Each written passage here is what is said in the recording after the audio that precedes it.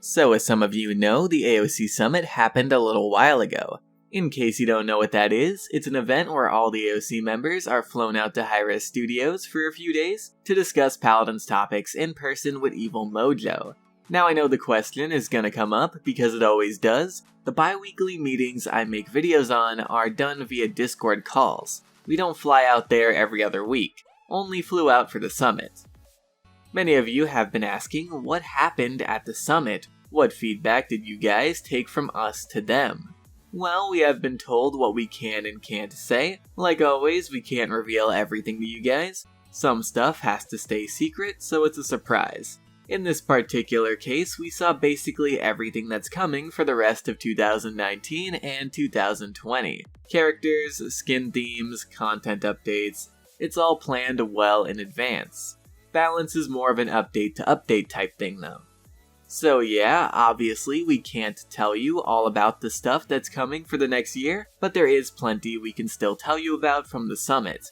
So hopefully it'll be enough to satisfy you. So every day we had different meetings planned with the different teams. There's tech, the people who code the game and the quality assurance guys. There's art, they make art. There's design, these are the people who design everything you play. Like character kits for example. Then there's brand. They're the business side of things. Can't tell you about the art and design meetings because that's skins and characters and stuff, but I can tell you about the tech and brand ones. The brand meeting was basically on how Paladins is doing. Many people seem to think Paladins is dying, and that couldn't be further from the truth. Also, this is all fact. This isn't some EM is just telling you to say this stuff, it's lies. No, these are the hard facts about how the game is doing, and it's doing well. Millions of people play Paladins every month.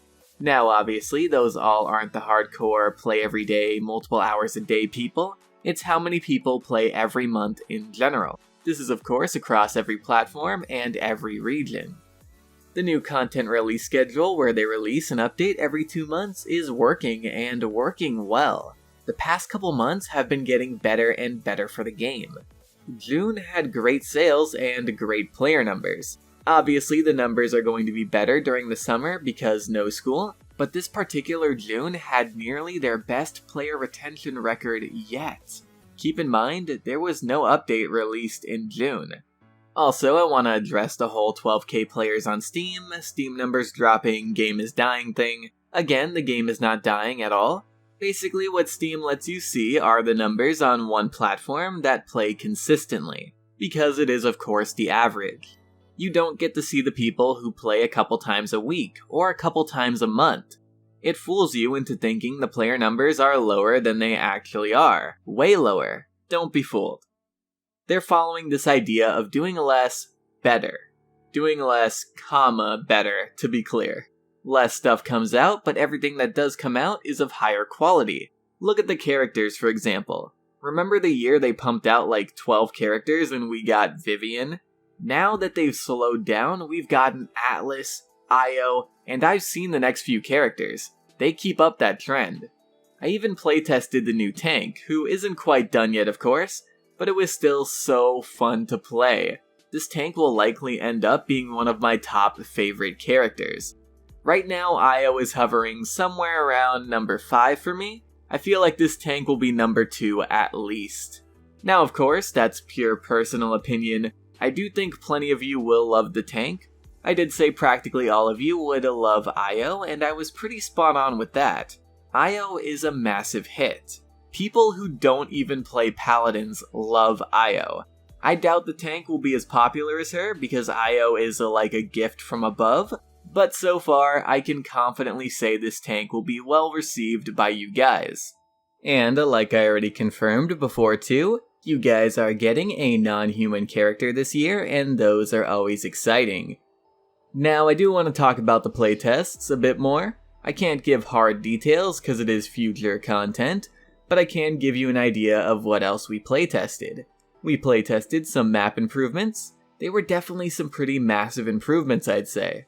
Now I can't tell you what maps, but I know a good amount of you could probably guess at least one of them if you tried.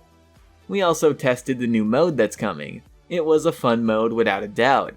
It's definitely something I can see myself going out of my way to play, and I'm somebody who mainly sticks to Siege like 80% of the time. We also got to mess with some of the new balancing. I'm gonna leave the balancing out of this video. I had a whole balance talk with Adonis, and I'm gonna leave that stuff for a separate video because it'll probably be the same length, if not longer, than this video. On top of all that, we did get to see and test out the UI improvements. Can't really give details on this.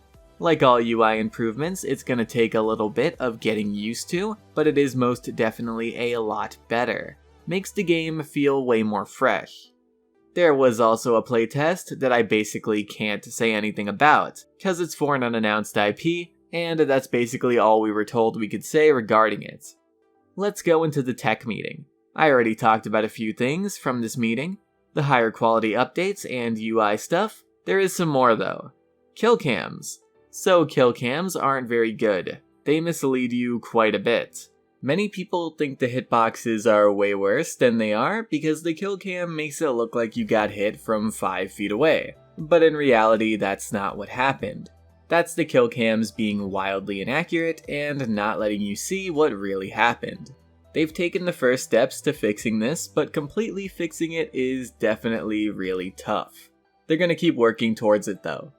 Then there's stability on all platforms. So this game crashes, we all know that. Perfect stability is impossible. No game never crashes. Now you may have played games that you've never crashed in, but I promise you somebody else has played the same game and crashed. So perfect stability is not gonna happen, but it could be closer to perfect. Their goal is to get a 0.05% crash rate. It's a long-term goal though. Takes a lot of work. There's a lot of code, a lot of users, so there's a lot of different crashes to fix. Matchmaking, so they want to improve it for ranked.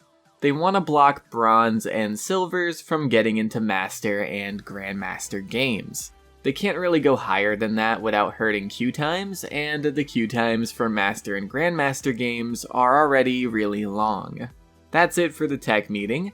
There was another meeting where we basically all brainstormed character ability and kit ideas, and those could possibly be used in the future. We went through a lot of ideas and they wrote a lot down. I don't think I can tell you guys the ideas because 1, it would take a while, and 2, again, those could possibly be used in the future. There were plenty of ones I've seen the community ask for though. Maybe you guys can guess some. Every AoC member also got some one-on-one time with a dev of their choice. Now obviously I'm not every member, I can't tell you what every member talked about, and some of the members talked about things they can't talk about, but as far as I go, I talked with Adonis on balance like I said, and I will be giving you guys all the info I can on that in another video. I know some other members talked to the art team, esports team, the lore guy. There's probably more, but I'm not positive. Some of the members even did presentations on certain things. One of the presentations was on possible game modes for the future, as well as more custom mode options. More options will come, but there's no date currently set for when they'll come. The options we told them about were definitely big community requests though, like no character limits. I know that's a massive one you guys ask for, and EM is really working on making that a reality. Fingers crossed that it will be, and will be soon. As far as the new modes they gave ideas for, they could possibly be future event ones, so that has to stay on the down low I think. Another presentation was on Wormjet's Drogos. So this counts as balance, but it wasn't part of my balance talk, so I'll go over it quickly here. Basically, that talent is nuts. Drogos can easily abuse buildings and stay up there forever, making him difficult to lock down and kill. In some cases, even when you have hit scan characters to take him on. Roof abusing isn't something they like. Really only Drogos can do it. Other characters slide off because they can't really fly. So they do want to eliminate his ability to stay up on roofs as well as bring Wormjets down a bit, in a way that makes staying in the air infinitely more skill-based and not holding spacebar. Now, Drogos at his base isn't in the best spot, right? So if they do go through with bringing Worm down, they'll also bring base Drogos up to compensate him. So yeah, it'd be a fair trade-off. character feels better all around, and the super good talent gets brought down to a more balanced level. No date on when that'll happen, but it's something they're looking into. Now I have some one-off stuff that was spread out across the summit. We brought up that you guys want to be able to pick whatever voice pack you want. They said they don't see a reason why they can't do that. They were going to bring it up with the rest of the team and discuss it, and hopefully get that feature re-added into the game. We'll keep on them about it and update you guys on if it'll happen or not. I know some players, like me, bought some of the past skins only for the voice pack. Like I bought Replicant Ying for the voice pack, and now it's kinda useless to me. The Demonette Eevee skin concept you guys saw, so the feedback on that was really mixed. They did take in all that feedback, and they really appreciate all of it. If they do decide to go through with the Demonette Eevee concept, they're definitely going to take all that feedback and give you guys a much better skin that more of you will like, so there aren't all these mixed opinions on it. Speaking of skins, we saw several. We saw the next 2 updates worth of skins, and even playtested some. I am so excited, guys. I loved all the skins coming next update. Oh my god, I cannot wait. One of them is the prettiest skin I have ever seen in this game. We've also saw some of the work they've done on the community skins you guys voted for, that are coming at the start of next year. They're beautiful so far, absolutely phenomenal. They are most definitely doing justice to these community concepts. And that's basically everything that I can remember. Again, there was a lot more, but I can't tell you guys about all that. We did comment and give feedback on all that stuff as well, with your guys' best interest in mind. We're even still doing that. We're being pretty heavily involved in a future character's design, and we're of course keeping in mind what you guys have expressed that you like about other characters, in order to be positive that you guys will love this one. But yeah, that's it. I'll get out the Balanced Talk video soon, and then AoC meeting number 12 after that. I did skip AoC meeting number 11, wasn't able to make the video because we had to go to the summit right after.